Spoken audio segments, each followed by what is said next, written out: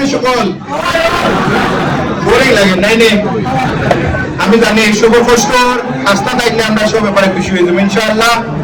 Hasna already আমরা আশেপাশে আছে, পুলিশে আইবার দেন না বিকজ কিছু কুত্তা দিয়ে ব্যাক করা। তো আমরা হাসনা দিল বীর, হাসনাতে এটা কিছু ডলার নাই বারবার করে তো এটা কোনো সমস্যা রাখা লাগে।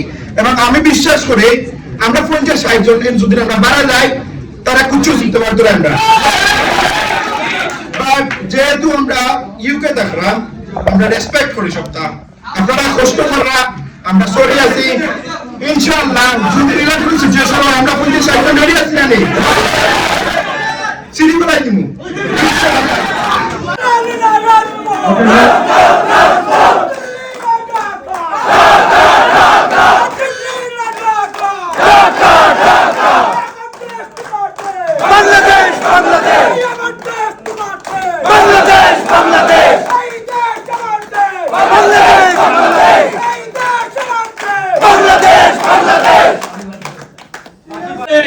বাংলার মাটির মানুষেরা তাকে সেই জাহান্নামে পাঠিয়ে দিয়েছে।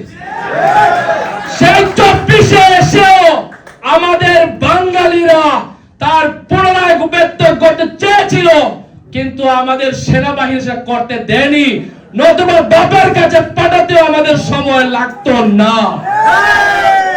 আরে ফ্যাসিস্টের দল দেখে যা এক হাসনাত আব্দুল্লাহর জন্য কত মানুষ অপেক্ষা করছে ঘন্টার পর ঘন্টা।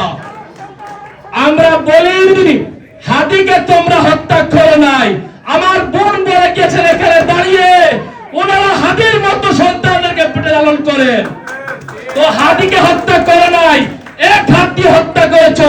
আমার বোনেরা 100 হাত দিয়ে জন্ম দিবে এই বাংলার বুকে। আমি বলতে চাই ভাইরা, আপনারা কষ্ট করে বসে আছেন, এর মূল্য কিন্তু হাসনাত আব্দুল্লাহ দেখে যাবে। আসলে